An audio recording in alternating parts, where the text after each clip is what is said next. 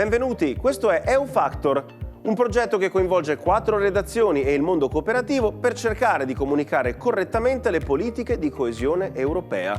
Le politiche di coesione europea sono nate 20 anni fa e sono diventate rapidamente una delle principali voci di bilancio dell'Unione Europea. Si tratta delle politiche che l'Europa mette in campo per cercare di ridurre le disuguaglianze nelle regioni più arretrate degli Stati membri, politiche che solo per il prossimo settennato porteranno a investire 392 miliardi di euro, di cui oltre 40 in Italia. E per farcele spiegare correttamente ci rivolgiamo e ce le facciamo raccontare a chi ha contribuito a coltivarle in questi 20 anni e che abbiamo intervistato alla Settimana Europea delle Regioni a Bruxelles. There was a colleague. C'era un collega in commissione che parlava solo tedesco e un collega del Comitato delle Regioni che parlava solo francese. 20 anni fa si sono seduti a un tavolo e si sono detti: ok, dobbiamo capirci tra noi e lavorare insieme. Ed eccoci qua, 20 anni dopo, a vivere uno degli eventi più grandi nel calendario dell'Unione Europea. This year a group of over 100 young elected politicians. Quest'anno abbiamo accolto un gruppo di oltre 100 giovani politici eletti da tutta Europa, con cui lavorare su nuove iniziative quali i Concili europei, che di giovani politici europei ne coinvolgeranno oltre 1 milione, dalle regioni ai piccoli comuni. La settimana europea delle regioni è caduta in un momento critico quest'anno. La crisi in Ucraina e la situazione economica mettono a repentaglio la coesione stessa dell'Europa. In relation to the future of Europe itself. Cohesion politics and cohesion policy and instruments are there to help. Le politiche di coesione sono strumenti pensati per aiutare le regioni meno sviluppate d'Europa a recuperare il terreno sulle altre. Crediamo abbiano dato un aiuto enorme in 20 anni e in un recente studio abbiamo stimato che il tasso di sviluppo di queste zone sia aumentato del 2,4% in un anno, grazie ai fondi di coesione. E anche una politica di convergenza che riduce le distanze tra le varie regioni europee e in questo modo aiuta anche le regioni più sviluppate per un effetto di ricaduta. Voi giornalisti dovete aiutarci a spiegare ai cittadini come le politiche di coesione hanno influenzato le loro vite, a raccontare loro le storie di coesione riuscite in tutta Europa, ma dovete anche insegnarci come migliorare, capendo dai cittadini come possiamo essere più efficaci con questi strumenti. Nel corso dei passati 7 anni, dal 2014 al 2020, l'Italia ha avuto oltre 40 miliardi di euro dall'Europa per aiutare i suoi territori rimasti indietro a rimettersi in pari, e più o meno lo stesso importo è stato concesso anche per il settennato 2021-2027. 5 sono gli obiettivi: bisogna rendere l'Italia più smart, più verde, più connessa, più sociale e più vicina ai cittadini. Ad esempio, sul fronte green, l'Europa ci richiede di installare più pannelli fotovoltaici, di produrre più biometano, di spingere forte sull'idrogeno, arrivando a produrne 5 miliardi di tonnellate l'anno e importarne 10 entro il 2026. E per quanto riguarda le altre voci, dobbiamo ridurre le disuguaglianze e la povertà al sud, collegare meglio le zone di montagna e le zone rurali attraverso strade e altre infrastrutture viarie. Però i fondi di coesione europea vengono utilizzati anche per le emergenze, perché cosa c'è di più utile per aiutare i territori a rimettersi in pari dell'intervenire nei momenti di emergenza? Ce lo ha ribadito la Commissioner delle Regioni Europee, Elisa Ferreira. Difficult to think about Italy.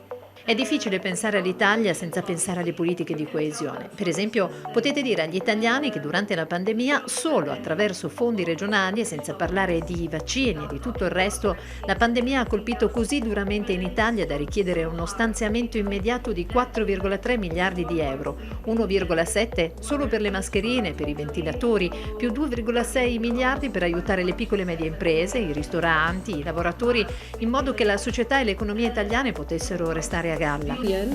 Billion euros just to support the small and medium companies, the restaurants, the jobs.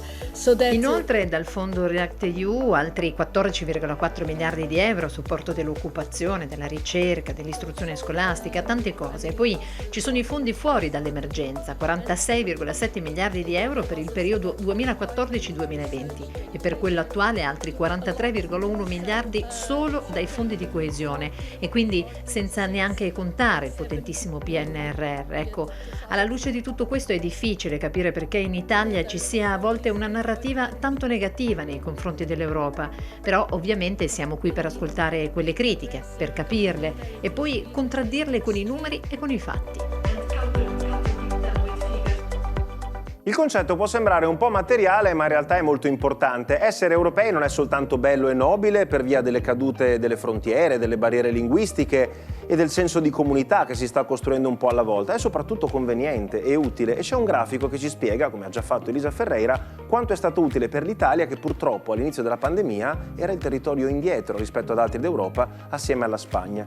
Come potete vedere nel grafico, le due alte colonne a sinistra sono i fondi avuti da Italia e Spagna per compensare i danni creati dal Covid nella prima fase dell'epidemia. Noi fummo colpiti per primi e fummo colpiti duramente. Altri paesi come la Germania, ad esempio, che avevano molte più terapie intensive già pronte a essere messe in atto, ebbero bisogno di meno fondi. Italia e Spagna invece ottennero 14 miliardi e mezzo di euro ciascuna solo per la primissima fase dell'emergenza. Il problema è che molti cittadini non hanno idea dell'impatto che le politiche di coesione europea hanno avuto sulle loro vite, e ci riferiamo soprattutto ai cittadini che vivono nelle aree periferiche o meno sviluppate. Ci sono altri che stanno conducendo questo progetto con noi e, dato che hanno avuto tutti delle ottime idee su come diffondere le politiche di coesione europea, gliene rubiamo qualcuna. Cominciamo da Alberto Pugliafito e dal sito Slow News. Abbiamo vinto con un progetto che è strettamente giornalistico, mettiamo insieme giornali molto diversi tra di loro. Slow News è un progetto digitale che si occupa di giornalismo lento, vuol dire che ci prendiamo il tempo per fare le cose senza correre dietro alle breaking news. I nostri partner sono Internazionale, che è un notissimo magazine settimanale italiano, Zainet, che è una rivista che arriva alle scuole superiori sotto forma di free press, cioè gratuita, e la Revue des Ciné, che è un progetto giornalistico a fumetti. E poi abbiamo un comitato scientifico, diciamo, composto da percorsi di secondo welfare, che riunisce una serie di analisti che ci aiutano a essere rigorosi dal punto di vista dei dati. L'obiettivo del progetto, che si intitola Brave New Europe, è fondamentalmente quello di partire da reali bisogni delle persone per far capire a cittadine e cittadini quanto i fondi della politica di coesione possano essere utili per loro, perché abbiamo notato un enorme scollamento tra quello che viene investito e quello che viene fatto e la percezione di questo investimento. Il mio sogno come direttore di un progetto, diciamo, non mainstream è quello di riuscire ad arrivare a persone che abitualmente non leggono più i giornali, che rifiutano il ciclo delle news perché magari gli mette ansia o non trovano quello che vogliono. È una sfida molto difficile, per questo stiamo usando anche dei partner, stiamo lavorando con dei partner che raggiungono anche un target molto giovane, e speriamo di poter ricostruire in qualche modo la fiducia anche nei confronti del giornalismo da parte delle persone.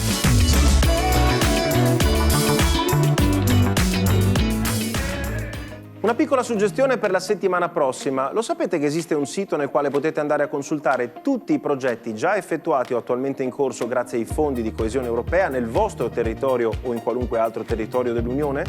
Ve lo raccontiamo la settimana prossima. Per il momento EU Factor termina qui, ma vi diamo appuntamento alla prossima pillola di coesione europea.